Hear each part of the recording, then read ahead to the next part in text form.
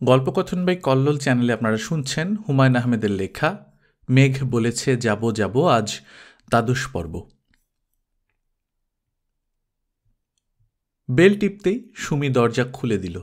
সহজ গলায় বলল, কেমন আছেন স্যার? যেন সে স্যারের বেল টেপার জন্যই বসার ঘরে চুপচাপ বসেছিল। হাসান বলল, তুমি কেমন আছো সুমি? ভালো, স্ট্রং ডায়রিয়া হয়েছিল, এখন ভালো। স্ট্রং ডায়রিয়ার জন্য কি তোমাকে এমন রোগা রোগা লাগছে? না, বাবা চলে গেছেন তো, মন খুব খারাপ, এই জন্যই রোগা রোগা লাগছে। মন খারাপ হলে মানুষকে রোগা রোগা লাগে। তাই নাকি? হ্যাঁ তাই। আপনারও নিশ্চয়ই মন খারাপ, আপনাকেও রোগা রোগা লাগছে। আমার মন অবশ্য একটু খারাপ, তুমি ঠিকই ধরেছ। বসুন স্যার, কি খাবেন বলুন, চা না কোক? বাসায় আর কেউ নেই? কাজের মেয়েটা আছে, রহমত চাচা আছে, মা গিয়েছেন মেজো খালার বাসায়। আমারও যাবার কথা ছিল। যাওনি কেন? আপনি আসবেন তো, এই জন্যে যাইনি। হাসান হেসে ফেলল। সুমির এই ব্যাপারটা খুব মজার। এমনভাবে কথা বলে যেন সে ভবিষ্যৎ চোখের সামনে দেখছে। 2 মাস পর আজ হাসান এসেছে, তাও আসার কথা ছিল না। বেবি ট্যাক্সি দিয়ে যাচ্ছিল, হঠাৎ বেবি ট্যাক্সির স্টার্ট বন্ধ হয়ে গেল। বেবি ট্যাক্সিওয়ালা স্টার্টারের হাতল ধরে অনেক টানাটানি করে হাল ছেড়ে দিল। হাসান বেবি ট্যাক্সি থেকে নেমে দেখে সুমিদের বাসা 2টা বাড়ির পরেই। বাসার আশেপাশে যখন আসা হলো তখন সুমিকে দেখে যাওয়া যাক, এই ভেবে সুমিদের বাসায় আসা। অথচ মেয়েটা ভবিষ্যৎ বক্তা জেন ডিকসনের মতো কথা বলছে। স্যার? আপনি আমার কথা বিশ্বাস করছেন না, তাই না? কে বলল করছি না? করছি তো। আপনি বিশ্বাস করছেন না। আপনার চোখ দেখেই বোঝা যাচ্ছে আপনি মনে মনে হাসছেন। কেউ যখন মনে মনে হাসে তখন তার চোখ হাসতে থাকে, মুখ থাকে খুব গম্ভীর। আমার বুঝি এই অবস্থা? হ্যাঁ, তবে কিছুক্ষণের মধ্যেই আপনি আমার কথা পুরোপুরি বিশ্বাস করবেন। সেটা কীরকম? ফুলিকে আমি বলবো আমার পড়ার টেবিলের উপর থেকে নীল ভেলভেটের ডায়েরিটা আনতে। ওই ডায়েরিতে আমি আজকের তারিখে লিখে রেখেছি আজ হাসান স্যার আমাদের বাসায় আসবেন। বলো কি? ডায়েরিটা আমি নিজেই আনতে পারতাম। আমি আনলে আপনি ভাবতেন আমি আপনার সামনে থেকে চলে গিয়ে খুব তাড়াতাড়ি ডায়েরিতে এটা লিখে নিয়ে এসেছি, এই জন্যই ফুলিকে দিয়ে আনাবো। সুমি গম্ভীর মুখে বসে আছে, পা দোলাচ্ছে।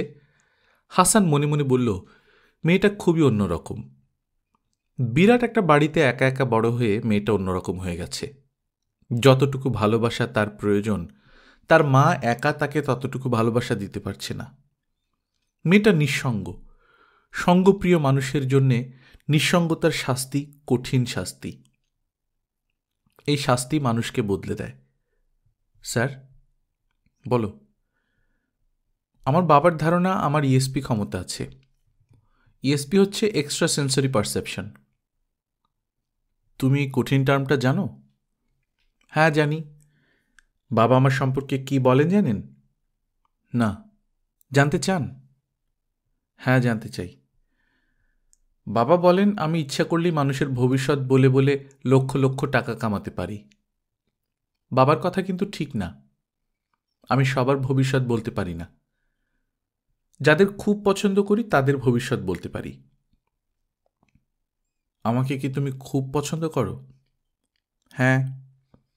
কেন? সেটা আমি আপনাকে বলবো না। ফুলিকে বলো দেখি ডায়েরিটা আনতে। দেখি তুমি কি লিখেছ। হাসান ডায়েরি দেখে সত্যিকার অর্থে একটা ধাক্কার মতো খেল। ডায়েরিতে গোটা গোটা হরফে লেখা, আজ হাসান স্যার আমাকে দেখতে আসবেন, তবে আমার জন্য কিছু আনবেন না, খালি হাতে আসবেন। হাসান সিগারেট ধরাতে ধরাতে বলল, তোমার তো দেখি আসলেই এসপি আছে।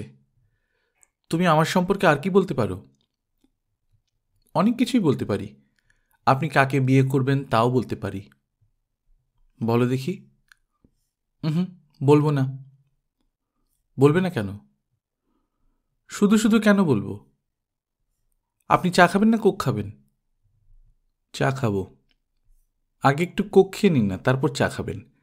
আমি কোক দিয়ে খুব মজার একটা ড্রিঙ্কস বানাতে পারি, বাবা শিখিয়েছেন। কি করতে হয় জানেন? কোকের গ্লাসে 2টা কালো কাঁচামরিচ মাঝামাঝি চিড়ে দিতে হয়, তার সঙ্গে 1 চামচ লেবুর রস আর সামান্য বিট লবণ দিতে হয়। তারপর কোকের গ্লাসটা ডিপ ফ্রিজে দিয়ে খুব ঠান্ডা করতে হয়। সার্ভ করার আগে সামান্য গোলমরিচের গুঁড়া গ্লাসে দিয়ে দিতে হয়। না দিলেও চলে, আমি দিই না। বাসায় গোলমরিচের গুঁড়া ছিল না তো এই জন্য দিইনি। তুমি কি ড্রিঙ্কস বানিয়ে রেখেছ? বেশ তো, তাহলে নিয়ে এসো খাই। বাবার ধারণা ড্রিঙ্কসটা খুব ভালো, আমার ভালো লাগে না। ঝাল তো এই জন্যে ভালো লাগে না। আপনার কি ঝাল পছন্দ? হ্যাঁ, পছন্দ। ঝাল কম খাবেন, ঝাল বেশি খেলে পেটে আলসার হবে। আচ্ছা, কমই খাবো। তোমাকে আজ অন্যরকম লাগছে কেন? সুমি পা দোলাতে দোলাতে বলল, চশমা নিয়েছি তো এই জন্য অন্যরকম লাগছে।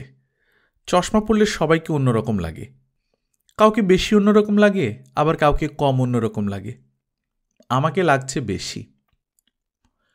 হাসান কাঁচা মরিচের কোক খেলো, চা খেলো। সে ভেবেছিল মিনিট 10 থেকে চলে যাবে, থাকলো প্রায় 2 ঘন্টা। নানা রকম সমস্যায় সে পর্যুদস্ত। বাচ্চা মেয়েটির সঙ্গে কথা বলার সময় কোনো সমস্যা মাথায় থাকে না, বরং মনে হয় পৃথিবীতে বেঁচে থাকাটা অর্থহীন নয়। বেঁচে থাকার আনন্দ আলাদা, শুধুমাত্র সেই আনন্দের জন্যেই দীর্ঘদিন বেঁচে থাকা যায়। হাসান বলল, সুমি আজ উঠি? সুমি বলল, আচ্ছা। আবার আসবেন বাক্যটা বলল না। এই মেয়ে কখনো তা বলে না। কারণটা কি? সে জানে আবার কবে স্যার আসবেন, সেই জন্যেই কি? এই হাস্যকর যুক্তিও গ্রহণযোগ্য নয়। মানুষ ভবিষ্যৎ জানে না, জানে না বলেই তারা মনের আনন্দে বর্তমান পার করতে পারে। হাসানের বড় মামা মুকুল মামা ভবিষ্যৎ জেনে ফেলেছিলেন। ডাক্তারেরা তার পেট পরীক্ষা করে বললেন, স্টোমাক ক্যান্সার মেটাস্থিসিস হয়ে গেছে, শরীরে ক্যান্সারের শাখা প্রশাখা ছড়িয়ে গেছে, আয়ু আছে মাত্র 3 মাস। ভবিষ্যৎ জানার পর মুকুল মামার জীবন বিস্ময় হয়ে গেল। মৃত্যু যন্ত্রণা ভোগ করতে লাগলেন 3 মাস আগে থেকেই। যার সঙ্গেই দেখা হয় তাকে জড়িয়ে ধরেই কাঁদেন, আমার জীবনটা রক্ষা কর। মুকুল মামার ভবিষ্যৎ জেনে ফেলাটা সুখকর হয়নি। আনন্দময় কোনো ভবিষ্যৎ আগেভাগে জেনে ফেললে কি হবে? সে আনন্দ অনেকখানি কমে যাবে। মানুষের সুখী থাকা উচিত বর্তমান নিয়ে। মানুষ তা পারে না। বর্তমানে সে দাঁড়িয়েই থাকতে পারে না। তার 1 পা থাকে অতীতে, আর 1 পা ভবিষ্যতে। 2 নৌকায় পা, সেই 2 নৌকা আবারও যাচ্ছে দুদিকে। রাস্তায় নেমে হাসান রিকশা নিল। রাত বেশি হয়নি, 9টা বাজে। এখনই বাসায় ফিরতে ইচ্ছা করছে না। বেকারদের রাত 10টার আগে বাসায় ফিরতে ইচ্ছা করে না। হঠাৎ করে তিতলিদের বাড়িতে যেতে ইচ্ছা করছে। মাঝে মাঝে এই ইচ্ছা হয়। যখন হয় তখন আর কিছু ভাল লাগে না। ইচ্ছাটা হু হু করে বাড়তে থাকে। তিতলিদের বাড়িতে যাবার জন্য অজুহাত একটা আছে, ভালো অজুহাত। নাদিয়া এমন চমৎকার রেজাল্ট করেছে, তাকে কংগ্রেচুলেট করা তার অবশ্যই কর্তব্য। যেদিন নাদিয়ার রেজাল্টের কথা জেনেছে সেদিনই সে নাদিয়ার জন্য একটা ভালো কলম কিনেছে। কলমের বাক্সটা গিফট র্যাপে মুড়েছে, ছোট্ট একটা চিরকুট গিফট র্যাপে ঢোকালো। সেখানে লেখা, নাদিয়া, ফার্স্ট 6 ছেলে মেয়ে এতদিন শুধু পত্রিকায় দেখেছি, বাস্তবে এদের সত্যি সত্যি কোনো অস্তিত্ব আছে তা মনে হতো না। রেজাল্ট হবার পর তোমাকে বাস্তবের কেউ মনে হয় না, মনে হয় তুমি অন্য কোনো গ্রহের। তুমি আমার অভিনন্দন নাও। ইতি হাসান ভাইয়া। উপহারটা নাদিয়াকে এখনো দেওয়া হয়নি। অনেকবারই সে তিতলিদের বাড়ির সামনে দিয়ে হেঁটে গেছে, শেষ পর্যন্ত গেট খুলে ভেতরে ঢোকেনি। হয়তো বাড়িতে ঢুকে দেখা যাবে তিতলি মার বাড়িতে বেড়াতে এসেছে, হাসি মুখে শ্বশুরবাড়ির নানা গল্প করছে।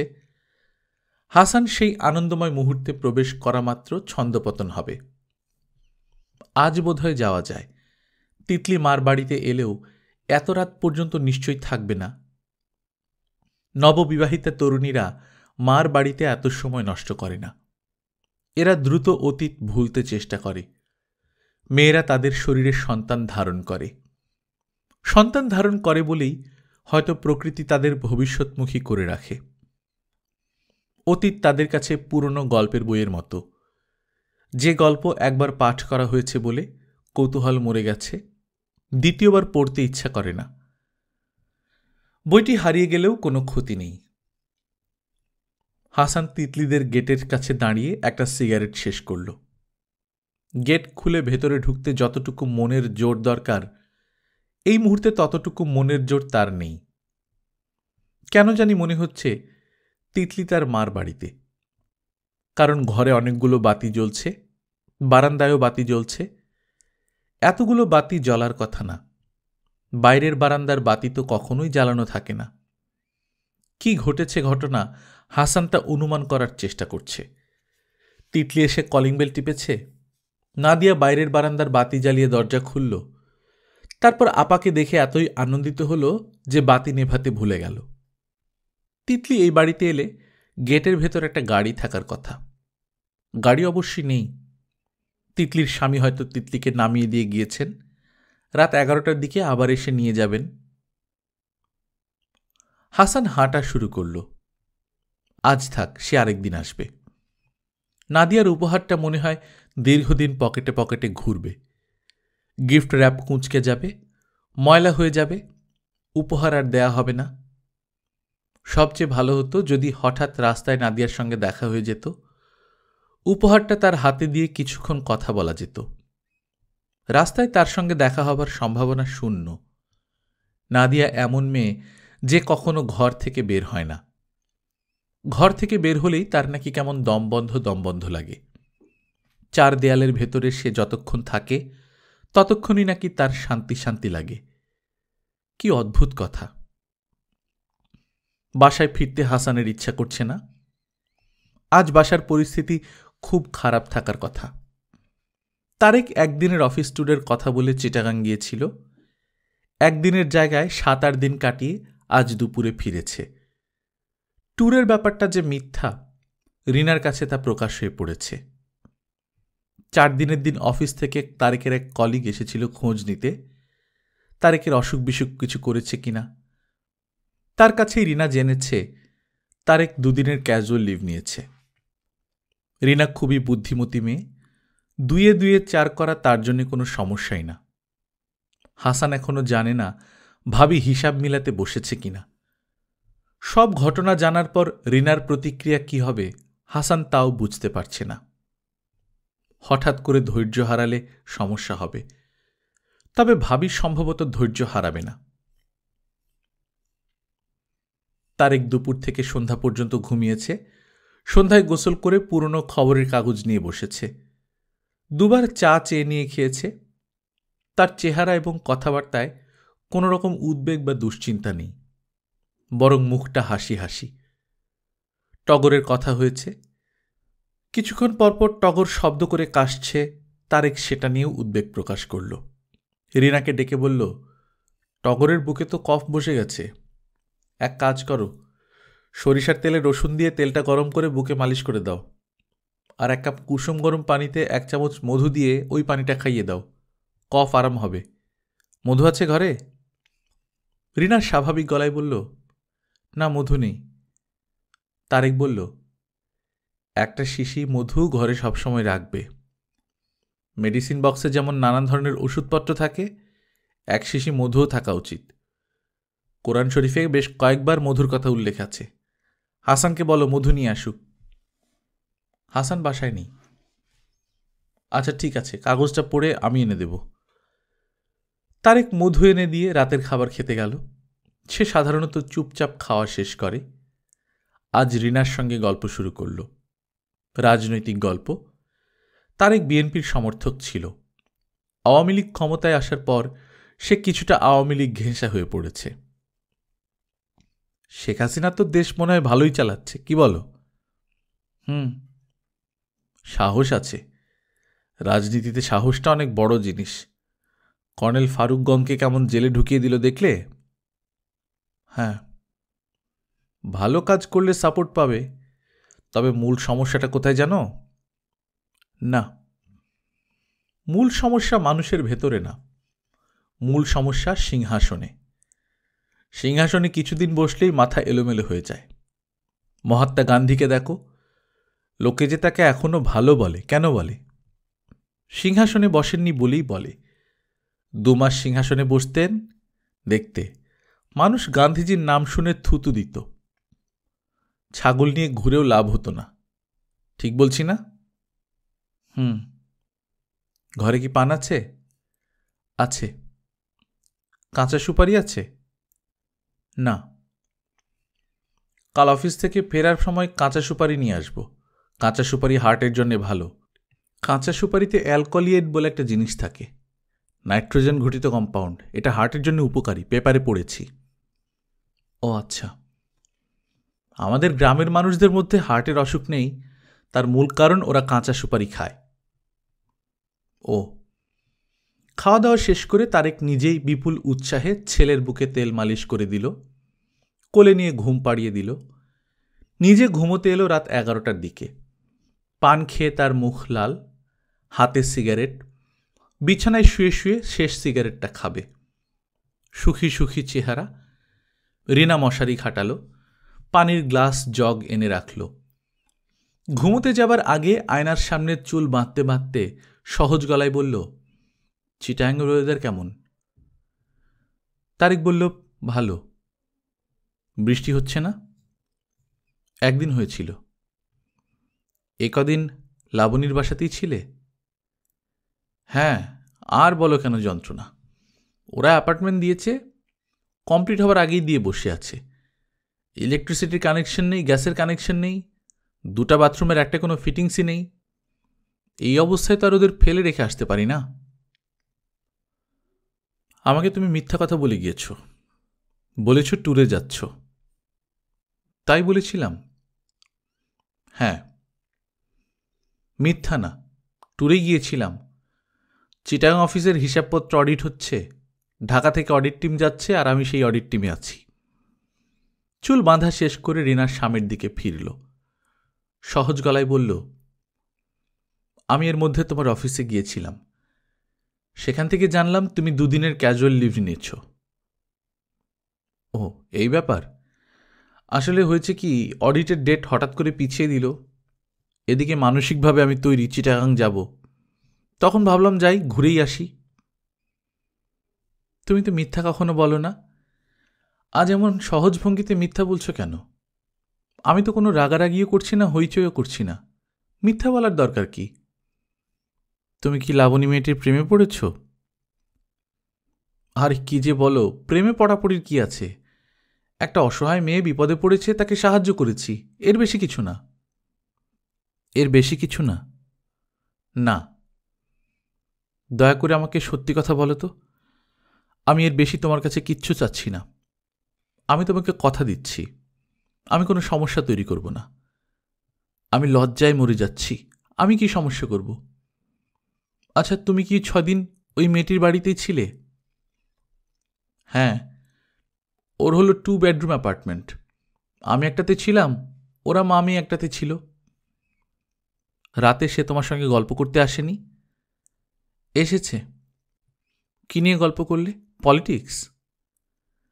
না, লাবণী তার জীবনের নানান গল্প করত, শুনতাম। খুবই দুঃখী মেয়ে। মেয়েটির সঙ্গে তোমার কোনো শারীরিক সম্পর্ক হয়েছে?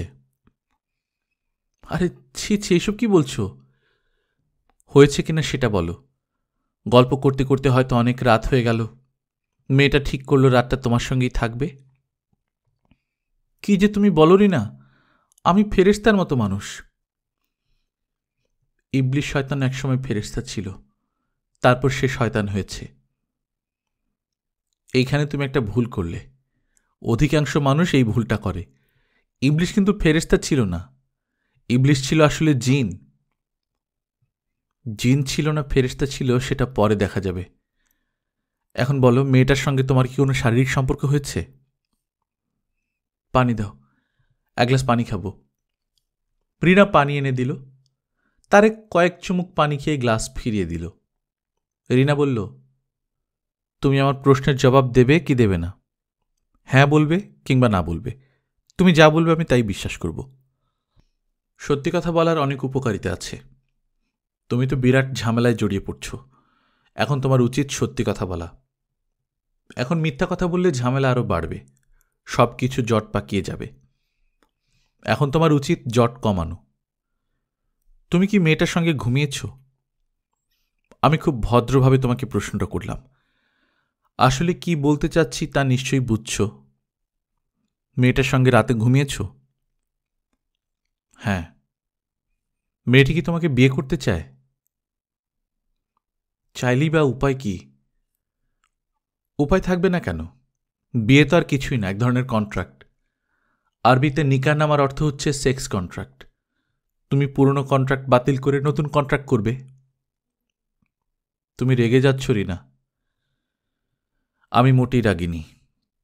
তবে আমি কিন্তু তোমার সঙ্গে বাস করব না। আগামী পরশু আমি চলে যাব। কালকের দিনটা আমার যাবে গোছগাছ করতে। তোমার সংসার তোমাকে আমি বুঝিয়ে দিয়ে যাব। তারপর তুমি আমাকে ডিভোর্সের ব্যবস্থা করবে। ডিভোর্স হয়ে যাবার পর ওই মেয়েটিকে বিয়ে করো। চাকরিজীবী মেয়ে আছে, তোমার জন্য সুবিধা হবে। তোমার একার রোজগারে সংসার চলছে না, দুজনের রোজগারে চলবে। রিনা, তুমি খুবই রেগে গেছো বুঝতে পারছি। রাগারই কথা। আমি মোটেও রাগিনি। ব্যাপারটা জানার পর থেকেই আমি এটা নিয়ে ভাবছি। তোমাকে যে কথাগুলো বললাম তার প্রতিটি শব্দ নিয়ে আমি ঘন্টার পর ঘন্টা ভেবেছি। যাই হোক, ঘুমোতে চলো। রিনা বাতি নিভিয়ে বিছানায় উঠে এলো। গত 4 রাতে তার এক ফোঁটা ঘুম হয়নি। আজ বিছানায় যাওয়া মাত্র ঘুমে চোখ জড়িয়ে এলো। শান্তিময় ঘুম। রিনা খুব শান্ত ভঙ্গিতেই তার সুটকেসে কাপড় ভরল। কয়েকটা ব্যবহারী শাড়ি, ব্লাউজ, পেটিকোট। ব্যাস, এই তো। 9 বছরের বিবাহিত জীবনে নেই নেই করেও অনেক কিছু জমে গেছে। সব কিছু সঙ্গে করে নিয়ে যাওয়া অর্থহীন। পাখি উড়ে চলে গেলে পাখির পালক পড়ে থাকে। থাকুক তার স্মৃতি হিসেবে কিছু জিনিসপত্র। সঙ্গে করে সামান্য হলেও কিছু টাকা পয়সা নেওয়া দরকার।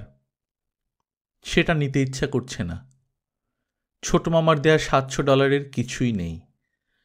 রিনা ভেবেছিল একটা টাকাও সে খরচ করবে না, সব জমা করে রাখবে। অথচ কত দ্রুতই না সেই টাকাটা খরচ হলো। তারেকের অফিসের কিছু দেনা শোধ করা ছাড়া টাকাটা আর কোনো কাজে লাগেনি। তার হাত আজ পুরোপুরি খালি। বউ হিসেবে যখন সে বাবার বাড়ি থেকে আসে তখনও খালি হাতে এসেছিল। বাবা কয়েকবার বলেছিলেন, মেয়েটার হাতে কিছু টাকা পয়সা দিয়ে দাও, টুকটাক খরচ আছে, ফট করে স্বামীর কাছে চাইতেও পারবে না, লজ্জা লাগবে। বিয়ে বাড়ির উত্তেজনায় শেষ পর্যন্ত তার হাতে টাকা দেওয়ার ব্যাপারটা মনে রইল না। সে গাড়িতে উঠল একেবারে খালি হাতে। আজ বাড়ি থেকে বিদায় নেবার সময়ও খালি হাতে বিদায় নেওয়া ভালো। যেভাবে এসেছি সেভাবে যাচ্ছি। না, তাও ঠিক না। সে স্বামীর কাছে এভাবে আসেনি। তার দরিদ্র বাবা ধার দেনা করে অনেক গয়নাপাতি দিয়েছিলেন। এই নিয়ে বাড়িতে অনেক অশান্তিও হয়েছে। রিনার মা ঝাঁঝালো গলায় বলেছিলেন, এত যে ঋণ করলে শোধ দেবে কিভাবে? টাকার গাছ পুঁতেছ? রিনার বাবা হাসি মুখে বলেছিলেন, মেয়েটা ঝলমলে গয়না পরে স্বামীর কাছে যাচ্ছে, এই দৃশ্য দেখতে অনেক আনন্দ। তোমার এই মেয়ে সুখের সাগরে ডুবে থাকবে। সুখের সাগরে ডুবে থাকার এই হলো নমুনা। 9 বছর স্বামীর সঙ্গে থেকে আজ সব ফেলে দিয়ে চলে যেতে হচ্ছে। রিনা তার গলার হারটা সঙ্গে নিল। বাবার দেয়া গয়না একে একে বিক্রি করে সংসারের ক্ষুধা মেটাতে হয়েছে। হারটা রয়ে গেছে। হার বিক্রি করে নগদ কিছু টাকা হাতে নিতে হবে।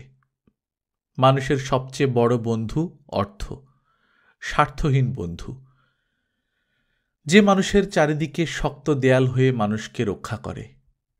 রিনার সেরকম বন্ধু নেই। আশ্রয় দেবার মতো কোনো আত্মীয় স্বজন নেই। তাকে উঠতে হবে স্কুল জীবনের কোনো বান্ধবীর বাসায়।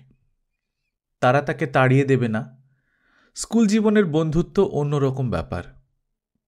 এই বন্ধুত্ব সময়ের সঙ্গে সঙ্গে বাড়ে, কখনো কমে না। রিনার সঙ্গে তার স্কুল জীবনের বন্ধুদের কোনো যোগ নেই। কে কোথায় আছে সে জানেও না। একজন থাকে বাড়িধারায়, সুস্মিতা। তার সঙ্গে নিউ মার্কেটে হঠাৎ দেখা হয়ে গিয়েছিল। সুস্মিতা ছুটে এসে তাকে জড়িয়ে ধরেছিল। বাড়ির নম্বর, টেলিফোন নম্বর সব একটা কাগজে লিখে দিয়েছিল। কাগজটা অনেকদিন ছিল টেবিলের ড্রয়ারে, তারপর উড়ে চলে গেল। সুস্মিতার ঠিকানাটা জানা থাকলে কাজ হতো। বিকালের মধ্যে রিনা সব গুছিয়ে ফেলল। বিকেলে বাচ্চারা খাবে, তার জন্য নুডলস, রাতের জন্য পোলাও। দুজনেই খুব পোলাও পছন্দ করে। রোজ খেতে বসে বলবে, মা পিলাও। টগর সব শব্দ উচ্চারণ করতে পারে, শুধু পোলাও বলতে গিয়ে বলে পিলাও। পোলাও থাকলে তার আর কিচ্ছু লাগবে না। তরকারি না হলেও চলবে, কপ কপ করে পিলাও খাবে। সেই খাওয়া দেখার ভেতর আনন্দ আছে। আজ রিনা এই আনন্দ পাবে না। টগর পিলাও খাবে একা একা। না, একা একা নিশ্চয়ই খাবে না, লায়লা থাকবে। রিনা 100 টাকার একটা নোট এবং কিছু ভাঙতি টাকা সঙ্গে নিল। যেখানেই যাক, রিক্সা ভাড়া, বেবি ট্যাক্সি ভাড়া তো দিতে হবে। আলমিরা খুলে টগর এবং পলাশের জুতা জোড়া নিল। জন্মের 1 মাস পর এলিফ্যান্ট রোডের এক দোকান থেকে রিনা নিজে এই 2 জোড়া জুতা কিনেছিল। লাল ভেলভেটের জুতা, এখনো ঝলমল করছে। জুতা জোড়া কেনার সময় সে বিস্মিত হয়ে ভাবছিল, জন্মের সময় মানুষের পা এত ছোট থাকে কিভাবে? জন্মের সময় মানুষের পা এত ছোট থাকে? রিনার অনেক দিনের শখ। টগর এবং পলাশের যেদিন বিয়ে হবে, সেদিন কাচের বাক্সে জুতা জোড়া রেখে সেই বাক্সটা মায়ের বিয়ের উপহার হিসেবে সে দেবে। প্রতীকী উপহার, চোখে আঙুল দিয়ে দেখিয়ে দেয়া, দেখো, একদিন তুমি এরকম ছোট ছিলে, আজ বড় হয়েছ। তোমার সংসারেও এরকম ছোট একটি শিশু আসবে। চক্র কোনোদিনই ভাঙবে না, চক্র চলতেই থাকবে। এই জীবনে রিনার কোনো ইচ্ছাই পূর্ণ হয়নি। কে জানে, এই ইচ্ছাটাও হয়তো পূর্ণ হবে না। টগর পলাশের বিয়ে হয়ে যাবে, সে খবরও পাবে না। রিনার চোখে পানি জমতে শুরু করেছে। সে এক দৃষ্টিতে তাকিয়ে রইল, যেন চোখের পানি চোখেই শুকিয়ে যায়। বাড়ি ছেড়ে যাবার সময় চোখের পানি ফেলতে নেই। চোখের পানি বাড়ির জন্য ভয়াবহ অমঙ্গল ডেকে নিয়ে আসে। রিনা চায় না এই বাড়ির অমঙ্গল হোক। এই বাড়িতে টগর এবং পলাশ থাকে, হাসান থাকে, লায়লা থাকে, তার শ্বশুর শাশুড়ি থাকেন। এদের সবাইকে রিনা অসম্ভব পছন্দ করে। অবিশ্বাস্য হলেও সত্যি, সবচেয়ে বেশি পছন্দ করে তার শাশুড়ি মনোয়ারাকে। কেন করে সে নিজেও জানে না। সব গোছানোর পর রিনা মনোয়ারার ঘরে উঁকি দিল। যাবার আগে একটু দেখা করা। তাকে কিছু বলে যাওয়া যাবে না, সেটা সম্ভব না। রিনা শাশুড়ির ঘরের দরজা ফাঁক করল। মনোয়ারা বললেন, বোমা, তোমার শ্বশুর কোথায় জানো? জানি না মা। বারান্দায় গিয়ে উঁকি দাও, শ্বশুরকে দেখবে রাস্তার পাশে ওই যে চায়ের দোকান, বিসমিল্লা টি স্টল, ওখানে বসে আছে। খবর দিয়ে আনাবো মা? না, খবর দিয়ে আনতে হবে না। কয়েকদিন ধরে আমি লক্ষ্য করছি ব্যাপারটা। বুড়োর ভীমরতি হয়েছে। ঠিক এই সময় বুড়ো চায়ের স্টলে বসে থাকে কেন জানতে চাও? কেন? মেয়েগুলো স্কুল ছুটি হয়, শরীর দোলাতে দোলাতে রাস্তা দিয়ে যায়, আর আমাদের বুড়ো এই দৃশ্য চোখ দিয়ে চাটে। রিনা চুপ করে রইল। একটা বয়সের পর পুরুষ মানুষের এই রোগ হয়, চোখ দিয়ে চাটার রোগ। খুবই ভয়ঙ্কর রোগ। আল্লাপাক এই বিষয়টা জানেন বলেই এই বয়সে চোখে ছানি ফেলে দেন। আমাদের বুড়োর চোখ পরিষ্কার, ছানি পড়েনি, খুব সুবিধা হয়েছে। রোজ বিকেলে চা খেতে যাচ্ছে। জীবনে চা খেতে দেখলাম না, এখন চা খাওয়ার ধুম পড়েছে। ভেবেছে আমি কিছু টের পাই না। কোনো ভরা বয়সের মেয়ে ঘরে এলে বুড়ো কি করে লক্ষ্য করেছ? মা ডাকার ধুম পড়ে যায়। মা মা বলে আদরের ঘটা। মা ডাকলে তো মাথায়, পিঠে, পাছায় হাত বোলানোর সুযোগ হয়। সুযোগ আমি বার করছি। আজ বাসায় ফিরুক। সাপের পা তো কেউ দেখে নাই। তোমার শ্বশুর আজ সাপের পা দেখবে, শিয়ালের শিং দেখবে। মা, আমি একটু বাইরে যাচ্ছি। একা যাচ্ছ? জি। একা যাবার দরকার নেই, বুড়ো শয়তানকে সাথে নিয়ে যাও। বুড়ো একদিনে অনেক মেয়ে দেখে ফেলেছে, আর না দেখলেও চলবে। যাচ্ছ কোথায়? আমার এক বান্ধবীর বাসায়। শয়তানটাকে সাথে নিয়ে যাও। তুমি বন্ধুর বাসায় যেও, শয়তানটাকে রিকশায় বসিয়ে রাখবে, সে রিকশাওয়ালার সঙ্গে গল্প করবে। এটাই তার শাস্তি। আর শোনো মা, তুমি দেরি করবে না, সন্ধ্যার আগে আগে ঘরে ফিরবে। বাড়ির বউ সন্ধ্যার পর বাইরে থাকলে সংসারের অমঙ্গল হয়। বাড়ির বউকে 2টার সময় অবশ্যই ঘরে থাকতে হয়, সূর্য ওঠার সময় আর সূর্য ডোবার সময়। এই কথাগুলো মনে রাখবা মা। তোমার ছেলে দুটাকে যখন বিয়ে দিবে তখন তাদের বউদেরও বলবে। জি আচ্ছা। রিনা শাশুড়ির ঘর থেকে বেরোলো। টগর পলাশ বারান্দার দেয়ালে মহানন্দে রং পেন্সিল দিয়ে ছবি আঁকছে। দেয়ালে ছবি আঁকা নিষিদ্ধ কর্ম। এই নিষিদ্ধ কর্মের জন্য দুভাই অতীতে অনেক শাস্তি পেয়েছে, আজ পেল না। রিনা তাদের সামনে এসে দাঁড়ালো। দুভাই মাথা নিচু করে বসে আছে, ভয়ে কেউ মাথা তুলছে না। রিনার খুব শখ ছিল যাবার আগে ছেলে দুটির মুখ ভালো মতো দেখে যায়। সেটা বোধহয় সম্ভব হবে না। মাকে দেখে এরা দুজন আরও মাথা নিচু করে ফেলল। দেয়ালে 2 মাথাওয়ালা একটা ভূত আঁকা হয়েছে। রিনা ভূতের দিকে তাকিয়ে আছে। রিনা নরম গলায় ডাকল, টগর। টগর মার গলায় বিপদের আভাস পেয়েছে। সে ছুটে দাদিমার ঘরে ঢুকে গেল। মুহূর্তের মধ্যেই তাকে অনুসরণ করল পলাশ। মার হাত থেকে মুক্তির এই একটি উপায়। ভাবি শোনো। বারান্দায় লায়লা দাঁড়িয়ে আছে। তার গলার স্বর ভারী। মনে হয় সে এতক্ষণ কাঁদছিল, চোখে কাজল লেপটে আছে। কি ব্যাপার লায়লা? তুমি একটু আমার ঘরে আসো তো ভাবি। রিনা লায়লার ঘরে ঢুকতেই লায়লা দরজা বন্ধ করে দিল। রিনা বলল, ব্যাপার কি বলো তো? লায়লা কান্না চাপতে চাপতে বলল, ভাবি তুমি বলো, আমি কি এতই ফেলনা? আমি কি বানের জলে ভেসে এসেছি? ব্যাপারটা কি? আমি জানি আমার চেহারা ভালো না, রং ময়লা, তাই বলে আমার জন্য ডিভোর্স ছেলে খুঁজতে হবে? কে খুঁজছে ডিভোর্স ছেলে? বড়বাবু একটা ছেলের সন্ধান এনেছেন, ডিভোর্সড। আগের ঘরে একটা ছেলে আছে, 3 বছর বয়স। আমার চেহারা খারাপ বলে আমার ভাগ্যে বুঝি সেকেন্ড হ্যান্ড হাজব্যান্ড? বিয়ে তো এখনো হয়ে যায়নি লায়লা। না হোক, বড়বাবু কেন সেকেন্ড হ্যান্ড হাজব্যান্ড খোঁজ আনবে? তুমি তো জানো ভাবি, সেকেন্ড হ্যান্ড কোনো জিনিসই আমি 2 চোখে দেখতে পারি না। নিউ মার্কেটে কত সুন্দর সুন্দর সেকেন্ড হ্যান্ড সোয়েটার পাওয়া যায়, আমার বন্ধুরা সবাই কিনেছে, আমি কখনো কিনেছি? চুপ করো লায়লা। কেন আমি চুপ করব? আমি কি মানুষ? আমাকে আগে ভাগে কিছু না বলে মেয়ে দেখিয়ে দিয়েছে। আমিও হাসি মুখে সেকেন্ড হ্যান্ডের সঙ্গে কথা বলেছি। গাধাটা আবার যাওয়ার সময় বড়বাবুকে বলে গেছে মেয়ে পছন্দ হয়েছে। আরে গাধা, তোর তো যে কোনো মেয়েই পছন্দ হবে। লায়লা শোনো, এখানে তোমার পছন্দটাই জরুরি। তুমি তোমার পছন্দ অপছন্দটা কড়া করে বলবে।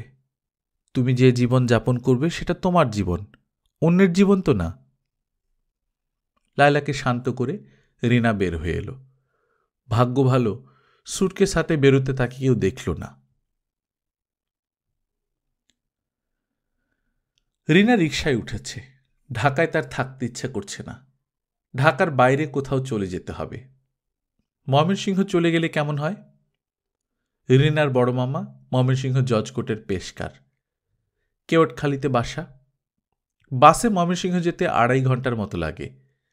সে পৌঁছবে সন্ধ্যার পরপর। তখন কেওটখালিতে গিয়ে বড় মামাকে খুঁজে বের করতে হবে। বাসার ঠিকানা রিনার জানা নেই।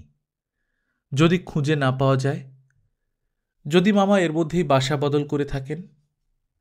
দুশ্চিন্তা হচ্ছে। রিনা দুশ্চিন্তাকে আমল দিল না। তার সমস্ত শরীর কেমন ঝিমঝিম করছে। মুখ শুকিয়ে পানির পিপাসা হচ্ছে। কোনো একটা দোকানের সামনে রিকশা দাঁড় করিয়ে সে কি 1 বোতল পানি কিনে নেবে? কত দাম 1 বোতল পানির? রিকশাওয়ালা বলল, কই যাবেন? রিনা বলল, কমলাপুর রেল স্টেশন। বলেই মনে হলো সে ভুল করেছে। সে যাবে Mohakhali bus station. Mohakhali bus station থেকেই ময়মনসিংহের বাস ছাড়ে। শুধু শুধু কমলাপুর রেল স্টেশন বলল কেন? ভুলটাকে ঠিক করতে ইচ্ছা করছে না? যাক, কমলাপুরেই যাক। ময়মনসিংহে যাবার কোনো একটা ট্রেন নিশ্চয়ই পাওয়া যাবে। আর পাওয়া না গেলেও একটা রাত রেল স্টেশনে কাটিয়ে দেয়া তেমন কঠিন হবে না। স্টেশনে সারা রাত গাড়ি আসা যাওয়া করবে। অসুবিধা কি? জনতার মধ্যেই আছে নির্জনতা। যে চেয়ারটায় হিসামুদ্দিন বসতেন সেই চেয়ারে চিত্রলেখা বসে আছে। প্রথম দিন অস্বস্তি লেগেছিল, এরপর আর লাগেনি। এমন ব্যস্ততায় তার দিন কাটছে যে অস্বস্তি লাগার সময়ও ছিল না। ব্যস্ত মানুষদের অস্বস্তি বোধ করার সময় থাকে না। চিত্রলেখার দিন কাটছে বাবার কর্মপদ্ধতির মূল সূত্রগুলো ধরতে। তাকে কেউ সাহায্য করছে না। যাদের সাহায্য করার কথা তারা এক ধরনের নীরব অসহযোগিতা করছেন। অফিসের প্রধান প্রধান কর্তা ব্যক্তিরা এগিয়ে আসছেন না। তাদের প্রশ্ন করেও তেমন কিছু জানা যাচ্ছে না। এরকম কেন হচ্ছে চিত্রলেখা বুঝতে পারছে না। তারা কি চান না সব আগের মতো চলুক? চিত্রলেখার সামনে 3 কর্মকর্তা বসে আছেন। জিএম আবেদ আলী, এজিএম ফতেহ খান এবং প্রোডাকশন ম্যানেজার নুরুল আবসার। তাদের চা দেয়া হয়েছে। তারা বিমর্ষ মুখে চায়ের কাপে চুমুক দিচ্ছেন। আবেদ আলী পকেটে হাত দিয়ে সিগারেটের প্যাকেট বের করলেন। চিত্রলেখা বলল, আপনি সিগারেট ধরাবেন না। সিগারেটের ধোঁয়া আমার পছন্দ না। বন্ধ ঘরে ধোঁয়া যেতে চায় না, অসহ্য লাগে। আবেদ আলী সিগারেটের প্যাকেট সরিয়ে রাখলেন। তার মুখ আরো গম্ভীর হয়ে গেল। চিত্রলেখা বলল, আমি যদি কারোর চাকরি টার্মিনেট করতে চাই আমাকে কি করতে হবে বলুন তো? আবেদ আলী কিছু বললেন না।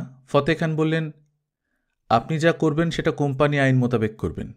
কোম্পানি আইনের বাইরে গিয়ে কিছু করার ক্ষমতা মালিকদের দেয়া হয়নি। মালিক চেয়েছেন বলে চাকরি নেই, এই ব্যবস্থা এখন নেই। প্রাইভেট কোম্পানিতে কোনো না কোনো একটা ব্যবস্থা তো থাকতেই হবে। সেই ব্যবস্থাটি আমি জানতে চাচ্ছি। ফতেহ খান বললেন, আপনাকে লয়ারের পরামর্শ নিতে হবে। কোম্পানির নিজস্ব লয়ার আছে, তার কাছে জেনে নিন। আপনারা কিছু জানাবেন না? আমরা তেমন কিছু জানি না। আপনি জানেন না সেটা বলুন। আমরা বলছেন কেন? আবেদ আলী সাহেব হয়তো জানেন, নুরুল আবসার সাহেব হয়তো জানেন। অন্যদের দায়িত্ব নেওয়াটা কি ঠিক হচ্ছে? নুরুল আবসার বললেন, মিস চিত্রলেখা, আপনাকে একটা কথা বলি, দয়া করে কিছু মনে করবেন না। আপনি একসঙ্গে সব কিছু বুঝে ফেলতে চেষ্টা করছেন। আমাদের এই কোম্পানি অনেক বড় কোম্পানি। এই প্রতিষ্ঠানের সঙ্গে যারা জড়িত তারা দীর্ঘদিন থেকে জড়িত। বছরের পর বছর কাজ করে আমরা যা শিখেছি আপনি তো 1 সপ্তাহে শিখে ফেলতে চান। এটা কি করে হবে? ধীরে চলার একটা নীতি আছে, সেই নীতি মেনে চলাই ভালো। আমাকে ধীরে চলতে বলছেন? অবশ্যই ধীরে চলতে বলছি। আপনাদের ধারণা আমি ধীরে চলছি না। আমাদের ধারণা আপনি একসঙ্গে সব জেনে ফেলার জন্য অস্থির হয়ে আছেন, ছটফট করছেন। আপনিও বললেন আমাদের ধারণা। আপনি বলুন আমার ধারণা, নাকি আপনাদের 3 জনের ধ্যান ধারণা সব একরকম? আমরা সব এক্সিকিউটিভ ডিসিশন মেকিংয়ে থাকি, আমাদের ধ্যান ধারণা একরকম হওয়ারই তো কথা। গত মাসে কোম্পানি প্রায় 1 কোটি টাকা লোকসান করেছে। কেন করেছে আবেদ আলী সাহেব আপনি বলুন। 1 কোটি টাকা না, 70,000 পাউন্ড। একটা বিশেষ খাতে লোকসান হয়েছে, সেই লোকসান আমরা সামলে উঠব।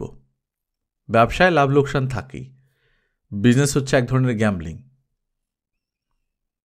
লাভ লোকসান ব্যবসায় থাকবে, তাই বলে ব্যবসায় গ্যাম্বলিং কেন হবে? আমরা তো জুয়া খেলতে বসিনি। আবেদ আলী ভুরু কুঁচকালেন, মনে মনে বললেন, ভালো যন্ত্রণায় পড়া গেল। চিত্রলেখা বলল, আমি কিন্তু আমার প্রশ্নের জবাব পাইনি। এত বড় একটা লোকসান কেন হলো? যথাসময়ে এলসি খোলা হয়নি। তাছাড়া আমাদের কিছু ত্রুটি ছিল যার জন্য পেনাল্টি দিতে হয়েছে। কি ত্রুটি? ম্যাডাম, বিষয়টা তো জটিল, চট করে বোঝাতে পারবো না, সময় লাগবে। আপনাকে সময় দিচ্ছি আমি, আপনি বোঝাতে শুরু করুন। কাগজ কলম লাগবে? আবেদ আলী বললেন, মিস চিত্রলেখা, বসের কন্যাকে প্রাইভেট পড়ানো আমার দায়িত্বের মধ্যে পড়ছে না। তারপরে আমি আপনাকে বোঝাবো, তবে এখন না। এখন আমাকে যেতে হবে, আমার জন্য লোকজন অপেক্ষা করছে। আপনাকে আরও একটা কথা বলি মিস চিত্রলেখা, যখন তখন আপনি মিটিং ডাকবেন না, এতে সবারই কাজের ক্ষতি হয়। মিটিং যখন ডাকবেন এজেন্ডা ঠিক করে ডাকবেন। এজেন্ডা জানা থাকলে আমাদেরও তৈরি হয়ে আসতে সুবিধা হয়। আবেদ আলী চেয়ার ছেড়ে উঠে দাঁড়ালেন, অনুমতির অপেক্ষা করলেন না, শুধু ফতেহ খান বললেন, ম্যাডাম তাহলে যাই? চিত্রলেখা বলল, আচ্ছা যান। তাকে সূক্ষ্মভাবে অপমান করা হলো, তবে সে অপমান গায়ে মাখল না। সে বাবার চেয়ারে কিশোরী মেয়েদের মতো খানিকক্ষণ দোল খেল, তারপরই চাবি দিয়ে ড্রয়ার খুলল। কিছু মজার মজার ফাইল এই ড্রয়ারে আছে। ফাইলগুলো বাড়িতে ছিল, সে নিয়ে এসেছে। প্রতিদিনই সে খুব মন দিয়ে পড়ে। হিসামুদ্দিন সাহেব তার অফিসের প্রতিটি কর্মচারী সম্পর্কে আলাদা আলাদা নোট রেখে গেছেন। পড়তে পড়তে চিত্রলেখার প্রায়ই মনে হয় বাবা যেন জানতেন চিত্রলেখা একদিন এই ফাইল পড়বে, পড়ে পড়ে সিদ্ধান্ত নেবে। ফাইল তৈরি করা ছাড়াও হিসামুদ্দিন সাহেব আরও একটা কাজ করে গেছেন। কোম্পানি পরিচালনা সম্পর্কে দীর্ঘ নির্দেশ দিয়ে গেছেন। চিঠির মতো করে লেখা এই নির্দেশনামা চিত্রলেখা বলতে গেলে প্রতিদিনই একবার করে পড়ছে। গল্পকথন বাই কল্লোল চ্যানেলে আপনারা শুনছেন হুমায়ুন আহমেদের লেখা মেঘ বলেছে যাব যাব। আজ 12 পর্ব। আমরা নিয়মিত গল্প পাঠ করে শোনাচ্ছি। আপনারা যারা প্রথমবারের মতো শুনছেন কাইন্ডলি সাবস্ক্রাইব করে নেবেন। গল্প পাঠ ভালো লাগলে বন্ধুদের সঙ্গে শেয়ার করবেন। নিজে ভালো থাকবেন, আশেপাশের লোকজনকে ভালো রাখবেন। টাটা।